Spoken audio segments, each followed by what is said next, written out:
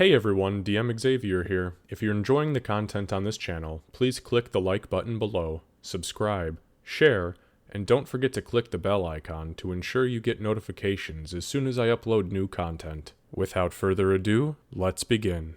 Episode 4, Part 5, The Sunken Ruins. The group awoke to no less than a dozen tiny kobolds piled around them, some looking down at them while they slumber, while others curled up beside them, obviously comforting from the warmth of their bodies.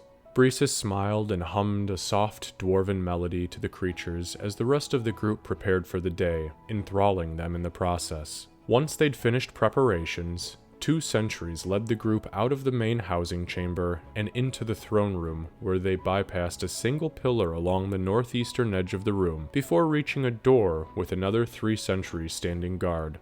Yusdryal approached the group from the distance with her entourage. As she reached the door, she motioned to the guards to make way, and she stepped up to the group. This door be the last stand entry point to the Goblin territory.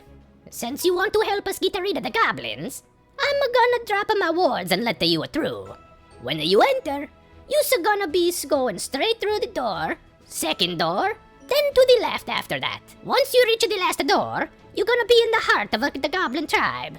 This is an easy way back if you need to get to us, she said as she looked at the group. Thank you, Queen Yusdryal. We will do what we can to drive the goblins out and reclaim your territory. Thank you again for your hospitality, Droven said stoically. Yusdryal reached into a small blue pouch that rested at her side and removed a handful of multicolored sand. She held her right hand out, pinched a tiny bit of sand with her left, and began tracing a rune in the air. As the incantation finished, her eyes flashed with icy blue energy, and her scales glistened white for just a moment before the door shimmered with similar energy, pushing it slightly ajar in the process. The way is open to you. You may now enter. The rune on the floor is inert. Thank you, friends. One of the sentries pushed the door completely open, revealing a 20-foot-long hallway with a magical rune of power on the ground in the center, now completely dull. The group entered and approached the end of the hall where another wooden door stood. From behind them, they heard Yusdryal's voice echo off the empty walls again. Zestal in Formenta! Yusdryal incanted with a series of gestures, followed by a soft knock resonating from the door in front of them. Confused, Droven reached for the handle, which depressed with ease. As the door ahead opened, the door behind them shut with a soft click. Ahead of the group was another 20-foot-long hallway, which turned sharply to the left as Yusdryal had said. As they rounded the corner, they were met with another door, closed with a large padlock bolting it shut from the side. Breesis, Droven whispered over his shoulder, moving to the side and allowing the tiefling woman to take up her spot. Breesis unraveled her thieves' tools and began to work the lock with 2 picks. After a couple of minutes, the group heard an audible crack, unlike the normal clicks they'd heard when she'd succeeded in the past. Piece of shit! Second-hand dwarven trash picks! Breesis cursed under her breath. That was the only pick I had that could handle the tumbler on this lock. We're fucked. I'm sorry, she said with her head hung low. Heskin placed an arm on her shoulder and gave a soft squeeze. Don't worry about it. It's not like we need to be quiet at this point. They already know we're here. We can just have Gash break the damn thing down, okay? Breesis smiled softly and replied, Okay. I just hate feeling like I messed something up. Droven motioned to the back of the line. Gash, your turn. Kick this damn door down, please.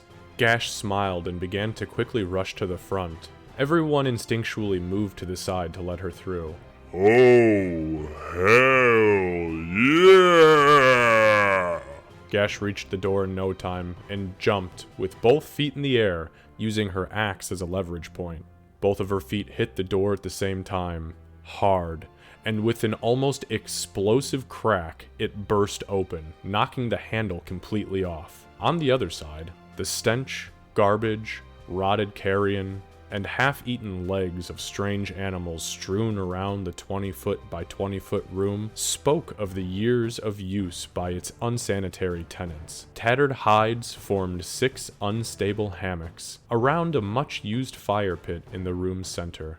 Battered cooking equipment lay mixed indiscriminately with broken and worn arms and armor. 4 extremely surprised goblins screamed in unison, one audibly breaking wind in the process as Gash clambered to her feet, shouting and spitting at the creatures. One of the goblins hurled the lid of what appeared to be a cooking pot at one point, hitting Gash in the knee. Gash looked down, her eyes becoming blood red, and she began to sweat.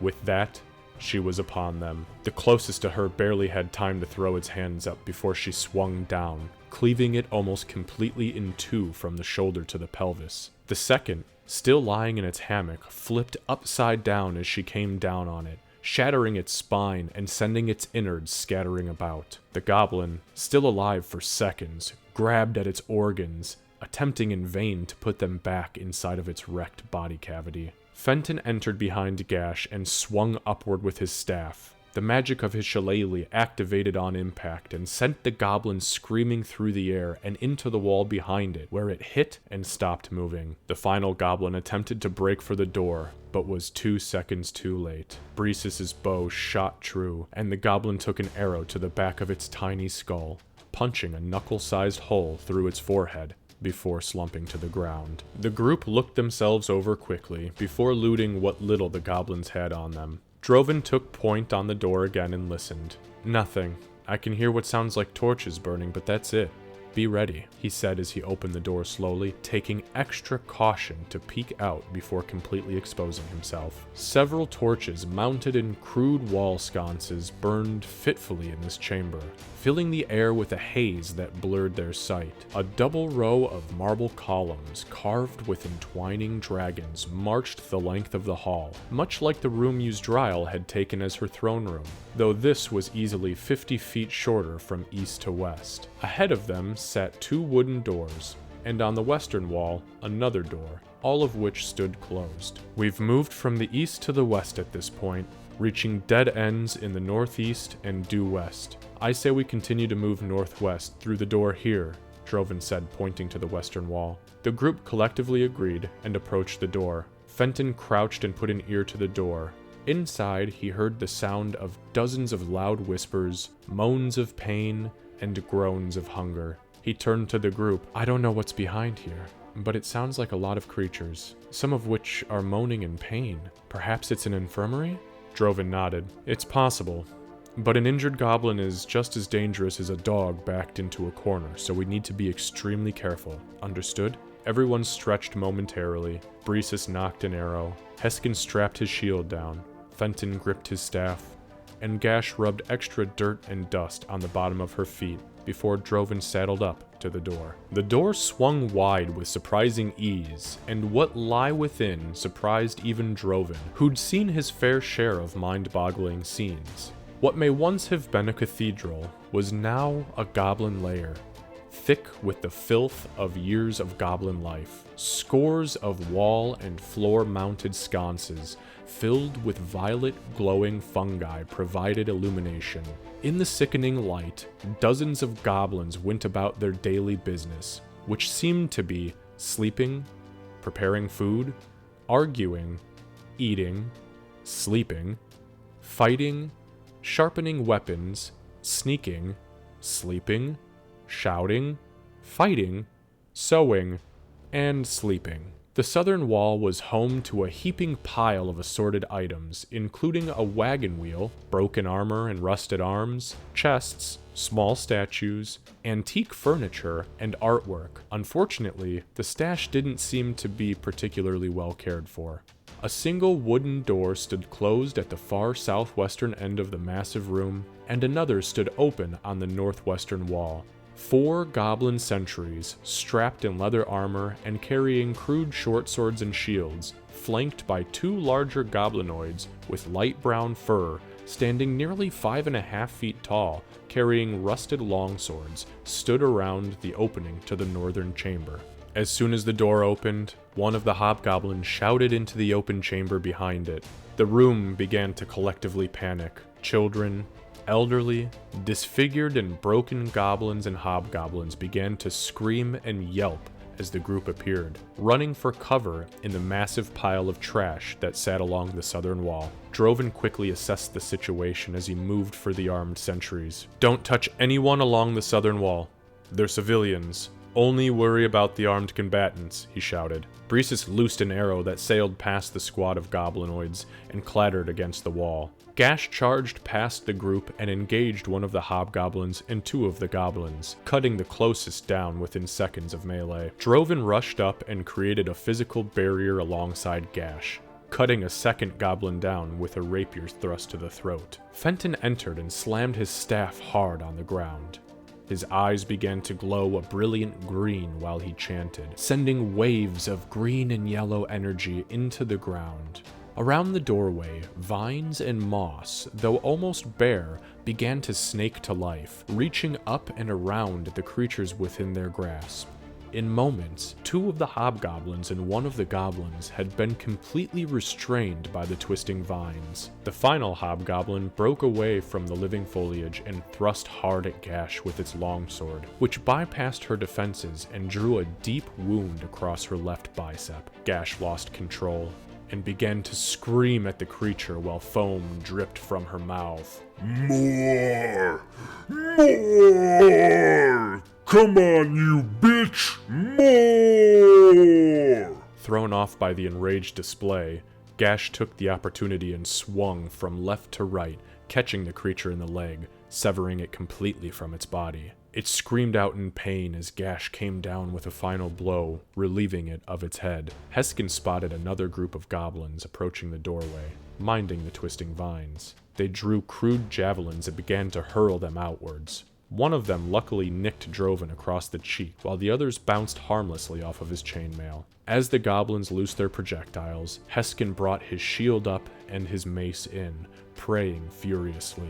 His mace shimmered blue for a moment before a similar spectral mace materialized over one of the goblins, coming down hard in a full swing, striking it in the top of the head and sending its eyes bursting from its skull. It hit the ground in a heap. Breesis fired another 2 arrows, striking the same hobgoblin twice before Droven ran his short sword across its throat, sending it to the ground in a bloody heap. As he concentrated on his spell, Fenton conjured the magic of his shillelagh and began swinging his staff at the goblins, striking one hard in the mouth before the vines pulled it to the ground. Gash took the opportunity and finished the creature with a final woodsman-like strike to the chest. Another barrage of goblin javelins erupted from the room ahead of the group, one striking Fenton in the left foot, causing his spell to fail in a burst of white sparks. The vines fell inert once again. Heskin's spectral mace continued to swing down at the goblins in the northern room, killing another and wounding one more during its rampage. From the door appeared another 3 hobgoblins wearing studded leather armor, in much better shape than their counterparts. Behind them stood a very tall hobgoblin, wearing a set of scale mail and wielding a 2-handed hammer.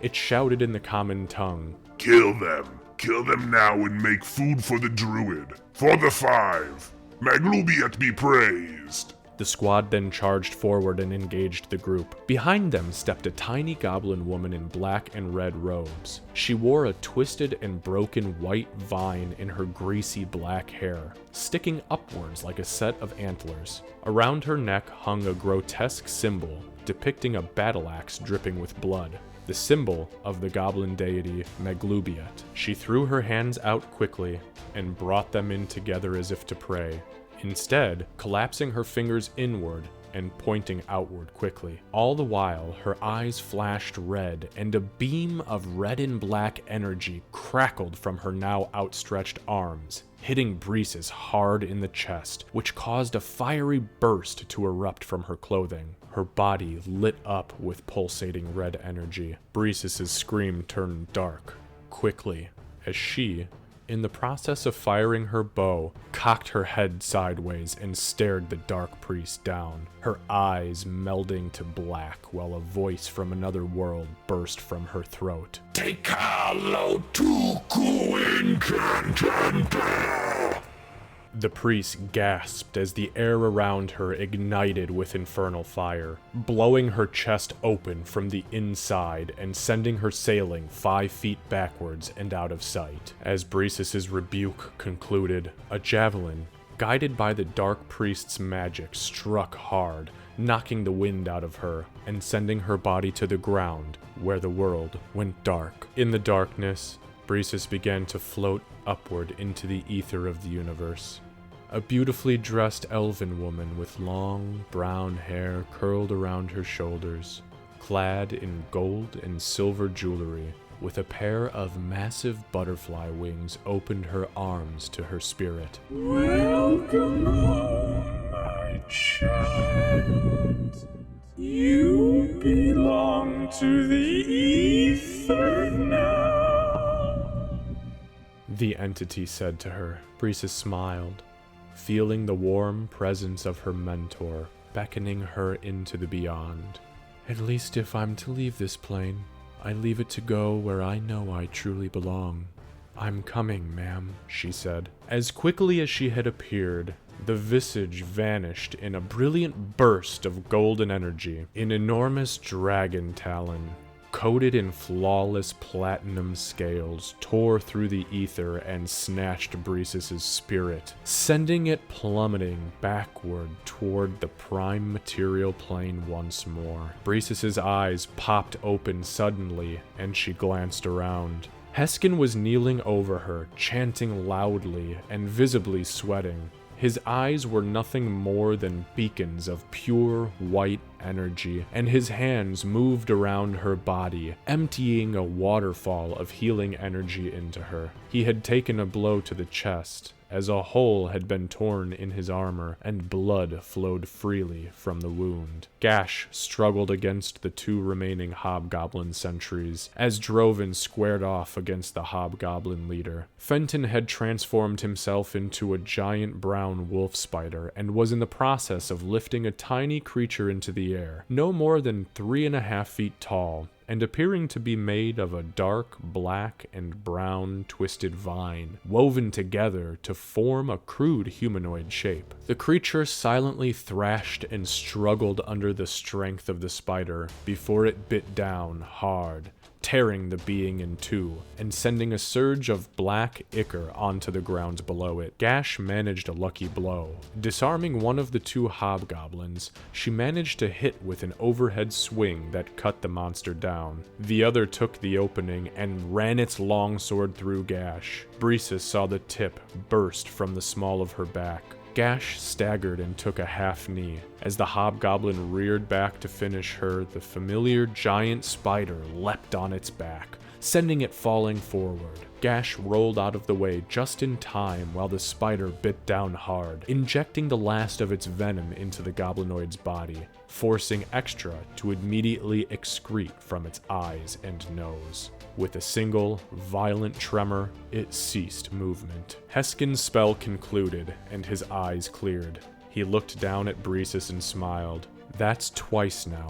Stop scaring me like that," he said as he reached a hand out to help her up. The 2 stood and turned to see Droven bend almost unnaturally backward to avoid a wild 2-handed swing by the hobgoblin, throwing it off balance momentarily. Droven saw his opening and took it. Springing forward with his rapier, he pierced the already wounded leader through the chest. He let go of the rapier and spun quickly, building momentum as he did, and slashed wildly with his short sword, tearing a 9-inch gash across its throat. He finished by taking a knee below the creature and thrusting upward again, catching it in the stomach with his short sword. He grabbed the rapier with his free hand and kicked hard as the creature stumbled backward, dying before it even hit the ground. The group paused and looked around. Gash bled heavily with her back to the northern wall, and Droven, now exhausted, stowed his weapons and walked towards the debris pile, where no less than 40 goblinoids currently hid. Fenton's body shifted back to its elven form,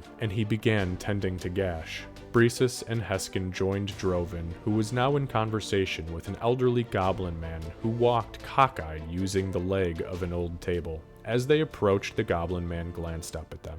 We no want any harm. Harm, for us, no great.